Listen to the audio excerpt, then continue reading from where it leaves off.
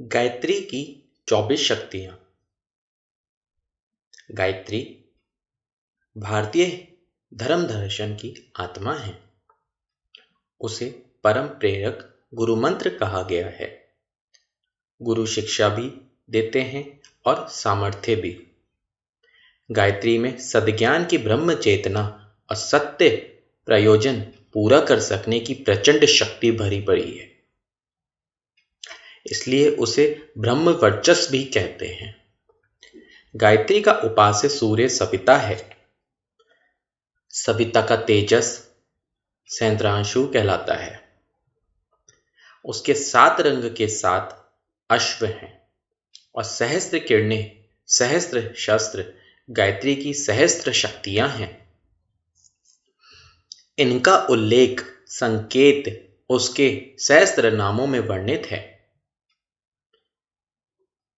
गायत्री सहस्त्र नाम प्रख्यात है। इसमें अष्टोत्तर शत अधिक प्रचलित है। इनमें भी 24 की प्रमुखता है। विश्वामित्र तंत्र में इन 24 प्रमुख नामों का उल्लेख है। इन शक्तियों में से 12 दक्षिण पक्षीय हैं और 12 वाम पक्षीय। दक्षिण पक्ष को आगम और वाम पक्ष को निगम कहते हैं। कहा गया है गायत्री के असंख्य नाम हैं। समस्त देव शक्तियां उसी से अनुप्राणित हैं। समस्त सिद्धियां में उसी का दर्शन होता है। महाप्रज्ञा के 24,000 नाम प्रधान हैं। इनमें 24 को अधिक महत्वपूर्ण माना गया है। उन 2400 नामों में भी मात्र सहस्त्र नाम ही सर्वविदित है। सहस्त्रों में से 108 चुने जा सकते हैं। 24 अक्षरों वाली सर्वसमर्थ गायत्री के 24 नाम भी ऐसे ही हैं, जिनमें सार रूप से गायत्री के वैभव विस्तार का आभास मिल जाता है। गायत्री के 24 नामों में 12 वैदिक वर्ग के हैं और 12 तांत्रिक वर्ग के। गायत्री के 24 अक्षरों में 24 देव शक्तियां निवास करती हैं, इसलिए उनके अनुरूपों की ही पूजा अर्चना की जाती है। आदिशक्ति, ब्राही, वैष्णवी, शांभवी, वेदमाता, देवमाता, विश्वमाता, ऋतंबरा, मंदाकिनी, अजपा, रिद्धि सिद्धि, इन 12 को वैदिकी कहा गया है। सावित्री, सरस्वती, लक्ष्मी, दुर्गा, कुंडलिनी, प्राणगी, भवानी, भुवनेश्वरी, अन्नपूर्णा, महामाया, पैस्वनी और तिरुपा, इन 12 को तांत्रिक कहा गया है। 12 ज्ञान पक्ष की 12 विज्ञान पक्ष की शक्तियों के मिलन से 24 अक्षर वाला गायत्री मंत्र विनिर्मित हुआ है। गायत्री ब्रह्म चेतना है और समस्त ब्रह्मांड के अनंतराल में वही संख्या व्याप्त है। जड़ जगत का समस्त संचालन उसी की प्रेरणा एवं व्यवस्था के अंतर्गत हो रहा है। अन्य प्राणियों में उसका उतना ही अंश है जिससे अपना जीवन निर्वाह सुविधापूर्वक चल सके। मनुष्य में उसकी ये विशेषता सामान्य रूप से मस्तिष्क क्षेत्र की अधिष्ठात्री बुद्धि के रूप से दृष्टिगोचर होती है। सुख सुविधा को जुटाने वाले साधन इसी के सहारे प्राप्त होते हैं। असामान्य रूप से ये ब्रह्म चेतना प्रज्ञा है। ये अंतकरण की गहराई में रहती है और प्राय प्रस्तुत स्थिति में पड़ी रहती है। पुरुषार्थी उसे प्रयत्न पूर्वक जगाते और क्रियाशील बनाते हैं। इस जागरण का प्रतिफल बहिरंग और अनंतरंग में मुक्ति बनकर प्रकट होता है। बुद्धि बल से मनुष्य वैभववान बनता है, प्रज्ञा बल से ऐश्वर्यवान। वैभव का स्वरूप है धन, बल, कौशल, यश, प्रभाव। ऐश्वर्य का रूप महान व्यक्तित्व है। इसके 5 वर्ग हैं: संत, ऋषि, महर्षि, ब्रह्म ऋषि, देव ऋषि। 5 देवों का वर्गीकरण इन्हीं विशेषताओं के अनुपात से किया है। विभिन्न स्वरूप विभिन्न क्षेत्रों में प्रकट होने वाले उत्कृष्टता के ही 5 स्वरूप हैं। वैभव संपन्नों को दैत्य और ऐश्वर्यमान महामानवों को देव कहा गया है। वैभव उपार्जन करने के लिए आवश्यक ज्ञान और साधन जिस प्रकार प्राप्त किए जा सकते हैं, इसे शिक्षा कहते हैं। ऐश्वर्यवान बनने के लिए जिस ज्ञान एवं उपाय को अपनाना पड़ता है, उसका परिचय विद्या से मिलता है। विद्या का पूरा नाम ऋतंभरा, प्रज्ञा या विद्या है। इसका ज्ञान पक्ष योग और साधन पक्ष तप कहलाता है। योग उपासना है और तप साधना। इन्हें अपनाना परम पुरुषार्थ कहलाता है। अनंतराल में प्रसुप्त स्थिति में पड़ी हुई बीज रूप में विद्यमान शक्ति को सक्रिय बनाने में जितनी सफलता मिलती है, वो उतना ही बड़ा महामानव सिद्ध पुरुष, देवात्मा एवं अवतार कहलाता है। ब्रह्म चेतना गायत्री सर्वव्यापक होने से सर्वशक्तिमान है। उसके साथ विशिष्ट घनिष्ठता स्थापित करने के प्रयास साधना कहलाती है। इस सानिध्य में प्रधान माध्यम भक्ति अर्थात भाव संवेदना, भाव शरीरधारियों के साथ ही विकसित हो सकता है। साधना की सफलता के लिए भाव भरी साधना अनिवार्य है। मनुष्य को जिस स्तर का चेतना तंत्र मिला है, उसकी दिव्य शक्तियों को देव काया में प्रतिस्थापित करने के उपरांत की ध्यान धारणा का प्रयोजन पूरा हो सकता है। तत्वदर्शियों ने इस तथ्य को ध्यान में रखते हुए समस्त दिव्य शक्तियों के स्वरूप मानव आकृति में प्रतिष्ठित किए हैं। यही देवता और देवियां हैं। गायत्री को आदिशक्ति के रूप में मान्यता दी गई है। निराकार उपासक प्रातःकाल के स्वर्णिम सूर्य के रूप में उसकी धारणा करते हैं। आदिशक्ति गायत्री को संक्षेप में विश्वव्यापी ब्रह्म चेतना समझा जाना चाहिए। उसकी असंख्य तरंगे हैं, अर्थात उसके एक ही महासागर में असंख्य लहरें उठती हैं। उनके अस्तित्व पृथक पृथक दिखते हुए भी वस्तुतः उन्हें सागर की जलराशि के अंग अवयव ही माना जाएगा।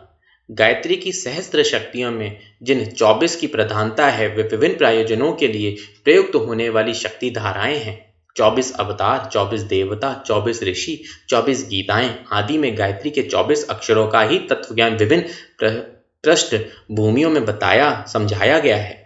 इन 24 अक्षरों में सन्निहित शक्तियों की उपासना 24 देवियों के रूप में की जाती है।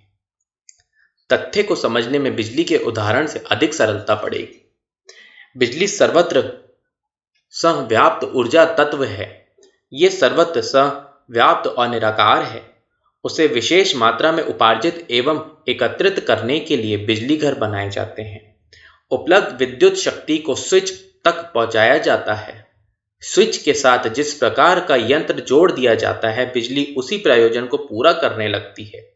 बत्ती जलाकर प्रकाश, पंखा चला कर हवा, हीटर से गर्मी, कूलर से ठंडक, रेडियो से आवाज, टेलीविजन से दृश्य, मोटर से गति, स्पर्श से झटका जैसे अनेकों अनेक प्रयोजन पूरे होते हैं। इनका लाभ एवं अनुभव अलग अलग प्रकार का होता है। इन सबके यंत्र भी अलग अलग प्रकार के होते हैं। इतने पर भी विद्युत शक्ति के मूल स्वरूप में कोई अंतर नहीं आता। इन विविधताओं को उसके प्रयोगों की विभिन्नताएं भर कहा जाता है। आदि शक्ति गायत्री एक ही है, पर उसका प्रयोग विभिन्न प्रयोजनों के लिए करने पर नाम रूप में भिन्नता आ जाती है और ऐसा भ्रम होने लगता है कि वे एक दूसरे से पृथक तो नहीं हैं। विचारवान जानते हैं कि बिजली एक ही है। उद्देश्य और प्रयोगों की भिन्नता के कारण उनके नाम रूप में अंतर आता जाता है और पृथकता होना जैसे आभास मिलता है। तत्वदर्शी पृथकता में भी एकता का अनुभव करते हैं। गायत्री की 24 शक्तियों के बारे में ठीक इसी प्रकार समझा जाना चाहिए। पेड़ के कई अंग अवयव होते हैं। जड़, छाल, तना, टहनी, पत्ता, फूल, पराग, फल, बीज आदि।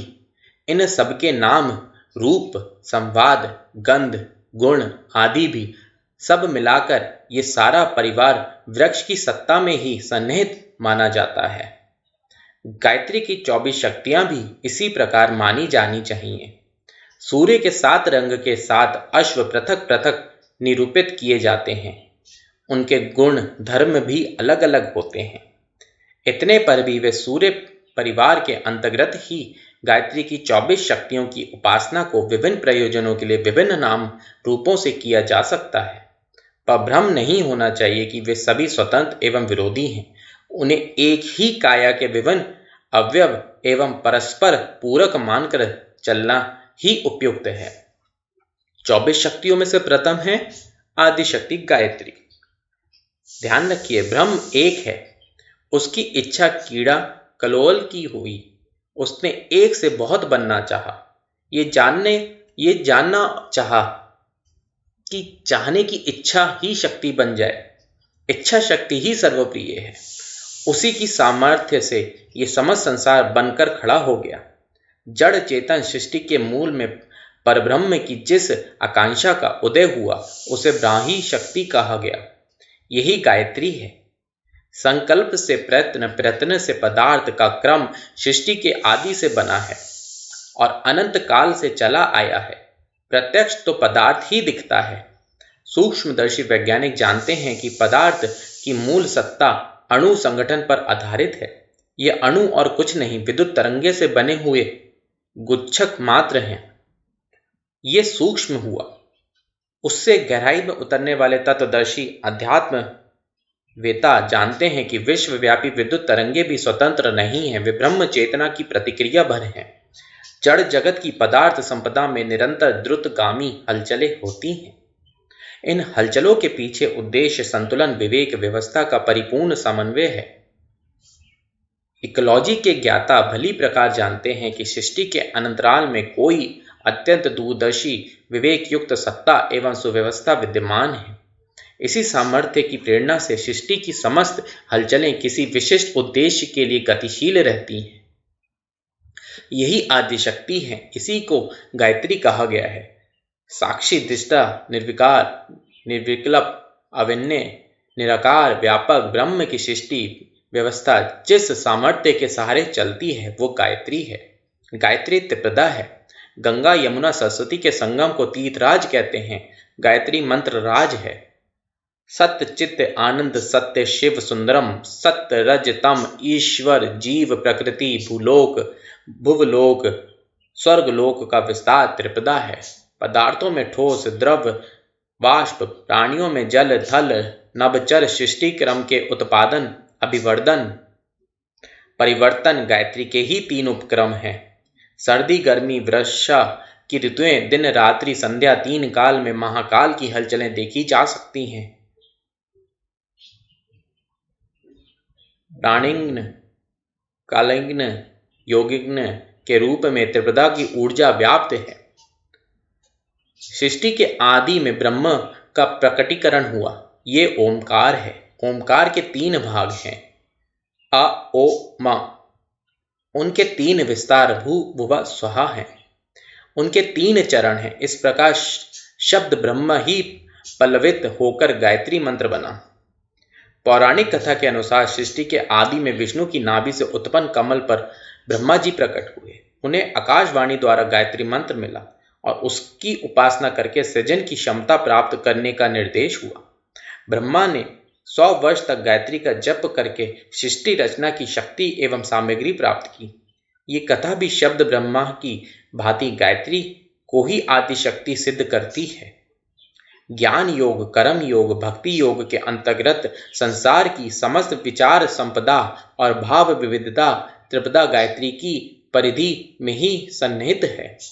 आदिशक्ति के साथ संबंध बनाकर साधक सृष्टि की समीपता तक जा पहुंचता है और उन विशेषताओं से संपन्न बनता है जो परब्रह्म में सन्निहित है।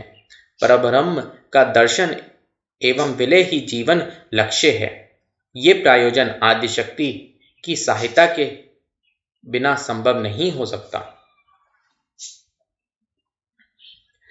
आदिशक्ति का साधक पर अवतरण ऋतंभरा प्रज्ञा के रूप में होता है और साधक ब्रह्म ऋषि बन जाता है। नर पशुओं की प्रवृत्तियां वासना, तृष्णा, अहंता से कुचक्र में परिभ्रमण करती रहती हैं। नर देवों की अंतरात्मा में निष्ठा, प्रज्ञा एवं श्रद्धा की उच्च स्तरीय आस्थाएं प्रागाढ़ बनती हैं और परिपक्व होती चली जाती हैं। निष्ठा अर्थात सत्कर्म, प्रज्ञा अर्थात सद्ज्ञान, श्रद्धा अर्थात सद्भाव, इन्हीं की सुखद प्रतिक्रिया तृप्ति, तुष्टि एवं शांति के रूप में साधक के सामने आती हैं। तृप्ति अर्थात संतोष, तुष्टि अर्थात समाधान, शांति अर्थात उल्लास, उच्च स्तरीय भाव, सवर्ण की उपलब्धि होने पर साधक सदा अपनी आस्थाओं का आनंद लेते हुए रस विभोर हो जाता है। शोक संताप से उसे अत्यंतिक छुटकारा मिल जाता है। आद्य शक्ति की शरणागति के लिए बढ़ता हुआ हर कदम साधक की इन्हीं विभूतियों में लाभान्वित करता चलता है। गायत्री की द्वितीय शक्ति है ब्राही। त्रिदेव प्रसिद्ध है, ब्रह्मा विष्णु महेश। उत्पादन, अभिवृद्धि, परिवर्तन।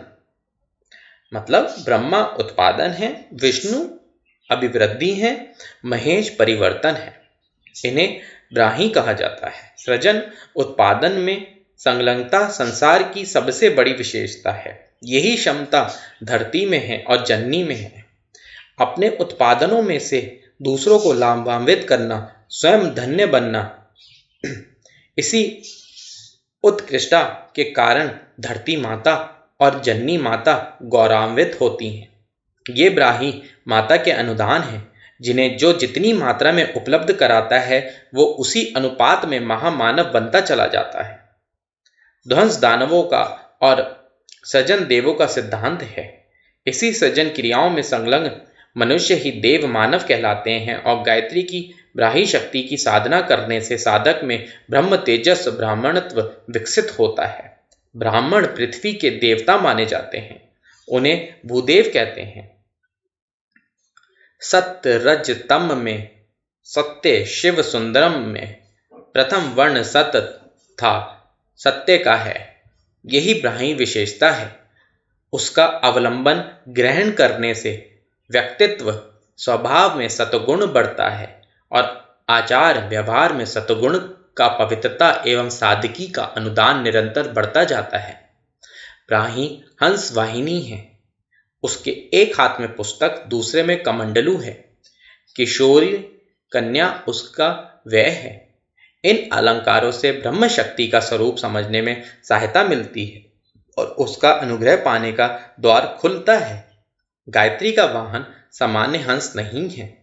मनुष्यों में पाए जाने वाले राजहंस परमहंस हैं।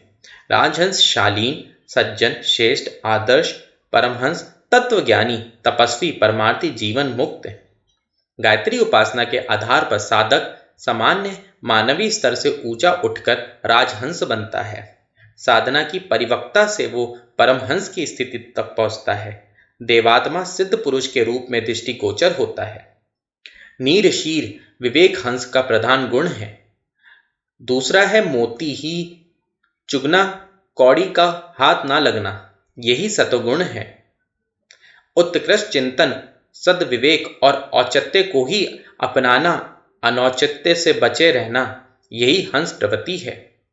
ब्राही चेतना का स्वरूप यही है। गायत्री का हंस वाहन है, अर्थात हंस प्रवृत्ति व्यक्ति को ही वो महाशक्ति अपने निकटतम रखती है। दूसरा तात्पर्य ये है कि उपासना के फल स्वरूप साधक का सतोगुण क्रमशः बढ़ता ही चला जाता है। पुस्तक से सद्ज्ञान और कमंडलू से सत्कार्य का संकेत है। गायत्री शक्ति के दोनों हाथों में यही वरदान रखे हैं। ब्राही साधना से अंतकरण में उत्कृष्ट चिंतन की तरंगे उठती हैं। क्रियाकलाप में सत्कर्म करने का उल्लास एवं साहस उभरता है। गायत्री को ब्राह्मण की कामधेनु कहा गया है। उसका तात्पर्य यह है कि ब्राही शक्ति कामधेनु का पयापान करने वाला साधक सच्चे अर्थों में ब्राह्मण बनता है और आत्म संतोष, लोक समान तथा देवी अनुग्रह के तीनों वरदान प्राप्त करता है। रिद्धियों और सिद्धियों पर अधिकार ब्रह्मपरायण का होता है। जिसका ब्रह्मा और अंतर जीवन पवित्र है, उसी को मंत्र सिद्धि उपलब्ध होती है। इसके लिए आवश्यक पात्रता गायत्री की ब्रह्मधारा के संपर्क से प्राप्त होती है। सावित्री सत्यवान की कथा में सावित्री ने सत्यवान को वरण किया और परंतु उसे मृत्यु के मुख से छुड़ाने तथा लड़कर हारे से राजा बना देने का अनुदान दिया था। सत्यवान साधक सावित्री की सच्ची सहायता प्राप्त कर सके। ग्राही शक्ति के माध्यम से ये पृष्ठभूमि बनती है।